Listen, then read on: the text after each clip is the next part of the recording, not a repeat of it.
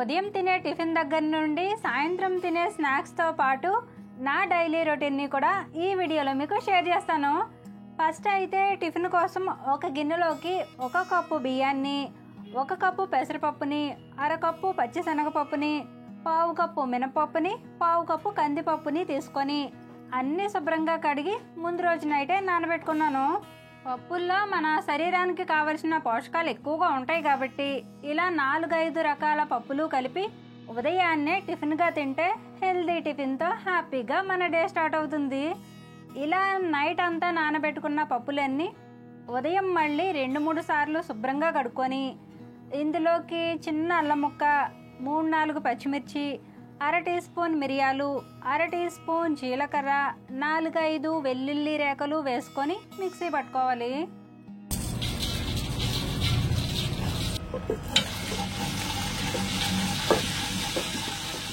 ఉదయం తినే టిఫిన్ హెల్తీగా తినడం ఎంత ముఖ్యమో పరగడుపున తాగే జ్యూసులు కూడా అంతే ముఖ్యం. జ్యూసులు అంటే జ్యూసులనే కాదులేండి, ఏ ఒక్క కషాయాలు కూడా తాగొచ్చు.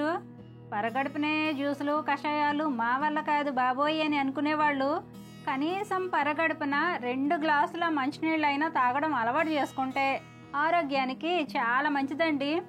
నేనైతే కషాయాలు ఎక్కువగా చేస్తూ ఉంటానండి. ఒకవేళ ఆ రోజు నాకు కషాయం చేయడం కుదరకపోతే మంచినీళ్ళైనా తాగుతాను. ఆ రోజు నేనైతే కాకరకాయ జ్యూస్ చేశానండి. మా పెరట్లో కాకరకాయలు అయితే ప్రతి సీజన్లోనూ ఉంటాయండి.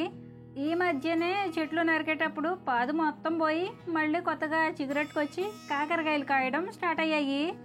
మా పెరట్లో కాస్తే కాకరకాయలతో కర్రీస్ కంటే నేను ఎక్కువగా జ్యూసే చేస్తానండి. ఎందుకంటే కాకరకాయ వండుకొని తినే కంటే జ్యూస్ చేసుకొని తాగితే రెట్టింపు ఆరోగ్య ప్రయోజనాల్ని పొందవచ్చు. అందుకని జ్యూసే చేస్తాను. నేను వాకిలి తుడుచుకొని కాకరకాయలు కోసుకుని వచ్చేలాగా గ్రైండర్లో వేసిన పప్పు నలిగిపోయింది. తీసే 10 నిమిషాల ముందు కొన్ని ఉల్లిపాయ ముక్కల్ని కూడా వేశాను. ఉల్లిపాయలు తొందరగానే పేస్ట్ అయిపోతాయి కాబట్టి లాస్ట్లో వేశాను. ఇక మాకు 2 కోడిపిల్లలు అయితే మిగిలాయి కదండి, వాటికి లేచి లేవడంతోనే టిఫిన్ పెట్టేయాలి. పిల్లలిద్దరూ వాటికి కావాల్సింది చూసుకుంటున్నారు. ఈలోగా వాళ్ళు తాగాల్సిన జ్యూస్ని నేను చేస్తాను. కాకరకాయ జ్యూస్లో కొంచెం వాటర్ తప్ప ఇంకేం వేయనండి. ఒకవేళ పిల్లలు తాగరేమో, చేదుగా ఉంటుందేమో అని చెప్పి అందులో పంచదార వేసామనుకోండి, కాకరకాయ జ్యూసు తాగినా ఒకటే, మానేసినా ఒకటే. కాకరకాయ చేదుగా ఉంటుంది కాబట్టి దాన్ని చేదుగా తాగడమే మంచిదండి. ఇలా ఉదయాన్నే ఫస్ట్ కాకరకాయ జ్యూస్ చేసి ఒక స్ట్రైనర్లోకి తీసుకొని దాని కింద ఒక గిన్నె పెట్టి 10 నిమిషాలు పక్కన పెట్టి ఉంచుతాను. ఈ 10 నిమిషాల్లో జ్యూస్ అంతా ఫిల్టర్ అయ్యి గిన్నెలోకి వచ్చేస్తుంది. ఈలోగా గ్రైండర్లో వేసిన పప్పు తీసుకొని గ్రైండర్ శుభ్రంగా కడిగేసుకున్నాను. తర్వాత కాకరకాయ జ్యూస్ గ్లాసుల్లో పోసేసి పిల్లలకి ఇచ్చేసాను. ఈ జ్యూస్ మేము పరగడుపున మంచినీళ్లు తాగిన 1/2 గంట, అరగంట తర్వాతే తాగుతామండి.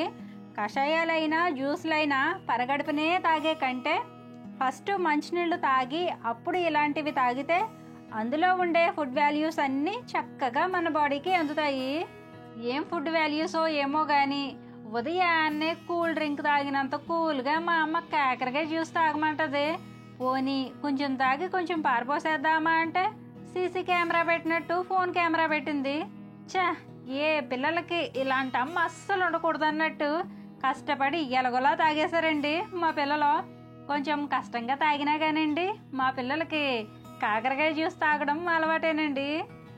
ఇక వాళ్ళకి జ్యూస్ ఇచ్చేసిన తర్వాత నేను కూడా జ్యూస్ తాగేసి రుబ్బుకున్న పిండిలో ఉప్పు కొంచెం వాటర్ని కలుపుకొని దోశలు వేసేసాను.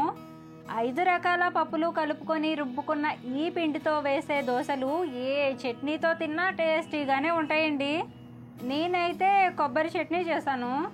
మీకు సంగతి చెప్పనా అండి, మనం దేనికి వాల్యూ ఇవ్వకపోయినా మన హెల్త్కి మాత్రం చాలా వాల్యూ ఇవ్వాలి. సోషల్ మీడియాలో ఎన్నో రకాల వంటలు వేలకు వేలు ఉన్నాయి. అందులో మనం అన్నిటికీ టెంప్ట్ అయిపోకుండా మన హెల్త్కి ఏవి తింటే మంచిదో, ఎలా తింటే మంచిదో అలాంటివే తినడానికి మ్యాక్సిమం ట్రై చేయాలి. లేదా కనీసం బయట ఫుడ్ తినకుండా ఇంట్లోనే చేసుకోవడానికైనా ట్రై చేయాలి. ఆరోగ్యమే మహాభాగ్యమని మన పెద్దలు అంటుంటారు. ఆరోగ్యం ఎంత విలువైందో మనకు తెలియాలంటే ఒకే ఒక్క రోజు కానీ ఒక్క గంట కానీ ఒక హాస్పిటల్లో టైం స్పెండ్ చేస్తే తెలుస్తుంది వాళ్ళు పడే బాధ ఏంటో, వాళ్ళు కోల్పోయిందేంటో. మనం హ్యాపీగా ఉండాలన్నా, మనకున్న గోల్స్ని రీచ్ అవ్వాలన్నా, ఏం చెయ్యాలన్నా, ఏం సాధించాలన్నా సరే మన ఆరోగ్యం బాగుంటేనే మిగతావి ఏవైనా సరే చేయగలం, సాధించగలం. నేనైతే ప్రతిరోజు ఉదయాన్నే ఏదో ఒక హెల్తీ డ్రింక్ ప్రిపేర్ చేస్తానండి. ఆ డ్రింక్ తాగిన అరగంట తర్వాత నానబెట్టిన బాదం పప్పులు పెడతాను. అవి తిన్న తర్వాత టిఫిన్ పెడతాను. వీలైనంత వరకు ఉదయం టిఫిన్ హెల్తీగా ఉండేలా చూసుకుంటానండి. ఒకవేళ ఉదయం నాకు వేరే పని ఉండి ఆ రోజు సింపుల్గా ఏ ఉప్మానో తాలింపన్నమో పెట్టేస్తాను అనుకోండి, సాయంత్రం పెట్టే స్నాక్స్తో అది కవర్ చేసేస్తాను. అలాగే వండే కూరలు కూడా మంచిగా ఉండేలా చూసుకుంటాను. ఓకేనండి, ఉదయం టిఫిన్ తినేసిన తర్వాత బట్టలన్నీ ఉతికేసుకున్నాను. తర్వాత నీళ్లు వాడుకునే డ్రమ్ము శుభ్రంగా కడిగేసుకొని డ్రమ్ములోకి నీళ్లు పట్టుకున్నాను. మాకు ఇదివరకు అయితే మధ్యాహ్నం 12 గంటలకు కుళాయి వచ్చేది, ఇప్పుడు 10 గంటలకే కుళాయి వచ్చేస్తుంది. దీనివల్ల నా పనులు కూడా తొందరగా అయిపోతున్నాయి లేండి. కుళాయి వచ్చే ముందు డ్రమ్ములో ఉన్న నీళ్ళన్నీ వేరే బకెట్లోకి వేసేసుకొని డ్రమ్ములోకి మళ్ళీ ఫ్రెష్గా వాటర్ పట్టుకుంటాను. ప్రీవియస్ వీడియోలో నాని బర్త్డేకి బీచ్కి వెళ్ళాం కదండి, ఆ వీడియోకి కామెంట్స్ నేనే ఆఫ్ చేశానేమో అని అనుకొని చాలామంది నాకు కామెంట్స్ పెట్టారు, వీడియోకి కామెంట్స్ ఎందుకు ఆఫ్ చేసావని.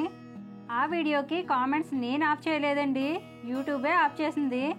ఎందుకంటే వీడియోలో ఎక్కువగా పిల్లలే కనిపించారు కాబట్టి యూట్యూబ్ కమ్యూనిటీ గైడ్లైన్స్కి విరుద్ధంగా ఉండడం వల్ల కామెంట్స్ని యూట్యూబే ఆఫ్ చేసింది. అలాగే ఆ వీడియో చూసి మీరు ఏమనుకున్నారో ఏమో కానీ నాకు తెలిసి పిల్లలు బీచ్లో ఆడడం చూసి చాలామంది భయపడి ఉంటారు. నిజానికి మీకంటే నాకు చాలా భయమేనండి. నేను వీడియో తీసేదాన్నే కానీ నా ధ్యాస అంతా పిల్లల మీదే ఉండేది. ఇంకోవైపు మా వారు కూడా వాళ్ళని కనిపెడుతూ ఉండేవారులేండి. ఓకేనండి, ఇక ఆ రోజు కర్రీ వచ్చేసి మిల్ మేకర్ మసాలా కర్రీ వండానండి. గ్రేవీ కోసం ఎండు కొబ్బరి, జీడిపప్పు, ధనియాలు, యాలకులు, లవంగాలు, దాల్చిన చెక్క, గసగసాలు అన్నీ మిక్సీ పట్టుకొని అందులోనే టమాటా కూడా వేసుకొని మిక్సీ పట్టుకొని రెడీ చేసుకున్నాను. తర్వాత ఉల్లిపాయ, పచ్చిమిర్చి ముక్కలు వేయించుకొని అవి వేగిన తర్వాత అల్లం వెల్లుల్లి పేస్ట్ని వేసుకొని 4-5 నిమిషాలు వేయించుకోవాలి. అల్లం వెల్లుల్లి వేగిన తర్వాత సరిపడా ఉప్పు, కారం వేసుకొని 2-3 నిమిషాలు వేయించుకోవాలి. అవి కూడా వేయించుకున్నాక మిక్సీ పట్టుకున్న మసాలా పేస్ట్ని వేసుకొని ఆయిల్ పైకి తేలేంత వరకు వేయించుకోవాలి.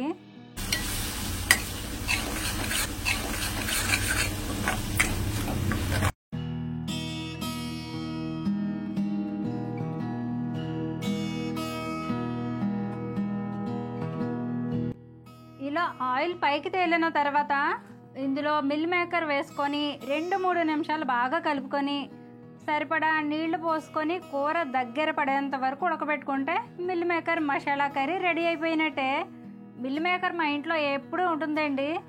ఏ కూర వండాలో తెలియలేనప్పుడు మిల్ మేకరే వండుతూ ఉంటాను. ఇక ఈ స్టీల్ కడాయి గురించి కామెంట్స్లో చాలామంది అడిగారు, స్టీల్ కడాయి వాడుతున్నావు కదా ఎలా ఉందని. పర్వాలేదండి, ఈ కడాయి నేను డీమార్ట్లో 750 కొన్నానండి. ఇంకా బెటర్గా ఐ ఫ్లేమ్లో కూడా వండాలి అనుకుంటే 2000 దగ్గరలో ఉన్నది కొనుక్కుంటే బెటర్ అండి. అవైతే డీప్ ఫ్రైకి కూడా వాడుకోవచ్చు. నేనైతే కర్రీస్ వరకు మాత్రమే స్టీల్ కడాయి వాడుతున్నానండి. ఇక వంట చేసేసుకున్న తర్వాత కొబ్బరికాయలు పగలగొట్టి ముక్కలు కట్ చేసుకున్నాను. ఈ కొబ్బరికాయలు నేను చట్నీస్ కోసం అమ్మాళ్ళ ఇంటి నుండి తెచ్చుకుంటానండి. అలా తెచ్చుకున్న వాటిలో కొన్ని కాయలు కురిడి కట్టేశాయి. అవన్నీ పగలగొట్టి ముక్కలు కట్ చేసుకున్నాను.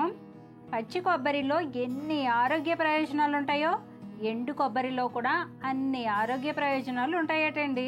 కురిడి కట్టిన కొబ్బరికాయలు ముక్కలు కట్ చేసుకొని 2-3 రోజులు ఎండలో బాగా ఆరబెట్టుకొని అవి ఒక డబ్బాలో స్టోర్ చేసుకుంటే మనకి ఎండు కొబ్బరి ఎప్పుడు అవసరమైతే అప్పుడు ముక్కల్ని మిక్సీలో వేసుకొని పౌడర్ చేసుకొని వాడుకోవచ్చు. మిల్ మేకర్ కర్రీలో గ్రేవీ కోసం ఎండు కొబ్బరి ముక్కలు వేసాను కదండి, అలాగే కర్రీస్లోనూ వాడుకోవచ్చు. క్యారెట్, బీట్రూట్, దొండకాయ, చిక్కుడుకాయ లాంటివి ఫ్రై చేసుకున్నప్పుడు లాస్ట్లో కొబ్బరి పొడి కూడా వేసుకుంటే టేస్ట్ బాగుంటుంది, హెల్త్కి కూడా చాలా మంచిది. అలాగే కొన్ని రకాల కారపొడులలో కూడా ఎండు కొబ్బరి వేసుకోవచ్చు.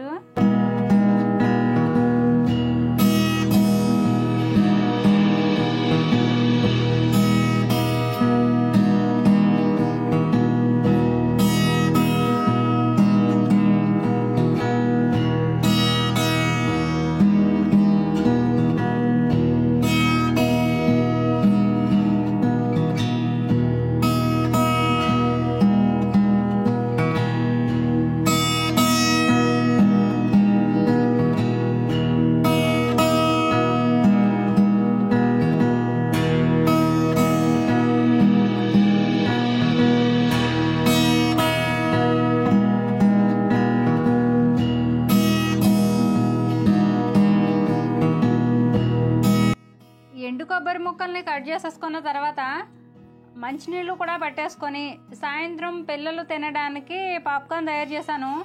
ఇది వరకు నాకు తెలియక యాక్టివ్ పాప్కార్న్ కొనేదాన్నండి. అప్పుడు మన సబ్స్క్రైబర్స్ యాక్టివ్ పాప్కార్న్ హెల్త్కి అంత మంచిది కాదని చెప్పారు. పాప్కార్న్ కోసం పాప్కార్న్ షీట్స్ కూడా ఉంటాయి, విడిగా అమ్ముతారు, అవి తీసుకోసమా అని చెప్పారు. అప్పటి నుంచి మ్యాగీ చేయడం రాని వాళ్ళైనా ఉంటారేమో కానీ పాప్కార్న్ చేయడం రాని వాళ్ళు ఉండరేమోనండి. అంత ఈజీ కదండి ఈ పాప్కార్న్ చేయడం.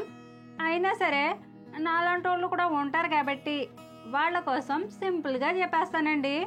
కుక్కర్లో నూనె వేసుకొని ఉప్పు పసుపు వేసి కలుపుకొని మొక్కజొన్న గింజల్ని వేసుకొని గింజలు ఫట్ ఫట్ మని పేలుతూ ఉండగా మూత పెట్టి ఓ 2-3 నిమిషాలు ఉంచితే పాప్కార్న్ రెడీ. ఈ పాప్కార్న్ చాలా రకాలుగా చేసుకోవచ్చండి. మసాలా పాప్కార్న్లా చేసుకోవచ్చు, స్వీట్ పాప్కార్న్లా చేసుకోవచ్చు, ఇలా సింపుల్గా కూడా చేసేసుకోవచ్చు. ఇలా సాయంత్రం పిల్లలకి స్నాక్స్గా పాప్కార్న్ రెడీ చేసి పక్కన పెట్టేసి మా పెరట్లో తిరిగే పక్షులు కూడా స్నాక్స్ తినేలా అరేంజ్ చేశాను. మా పెరట్లోకి చాలా రకాల పక్షులు వస్తూ ఉంటాయండి. వాటికి నేను ఎప్పుడూ ఫుడ్ వాటర్ అరేంజ్ చేస్తూ ఉంటాను. ఈ మధ్యన నా దగ్గర ధాన్యం అయిపోవడం వల్ల పెట్టడం మానేశాను. రీసెంట్గా ఒకరిని వరి కుచ్చులు అడిగి తెచ్చి మళ్ళీ కట్టాను. ఓకేనండి, ఈ నెలలో నేను కొంచెం బిజీగా ఉండడం వల్ల వీడియోస్ అయితే హడావిడిగా చేయాల్సి వస్తుందండి. మరికొన్ని రోజుల్లో తిరిగి మళ్ళీ మంచి మంచి వీడియోస్ రాబోతున్నాయండి. అప్పటి వరకు ఎప్పటిలాగే మీరు నన్ను సపోర్ట్ చేస్తారని ఆశిస్తూ మార్నింగ్ నుండి ఈవినింగ్ వరకు నేను చేసిన వంటలు, నా డైలీ వ్లాగ్ మీకు ఎలా అనిపించిందో మీ అభిప్రాయాన్ని కామెంట్ చేసి మీకు ఈ వీడియో నచ్చితే తప్పకుండా లైక్ చేయండి. మరో మంచి వీడియోతో మళ్ళీ వస్తాను. ఉంటానండి. నమస్తే.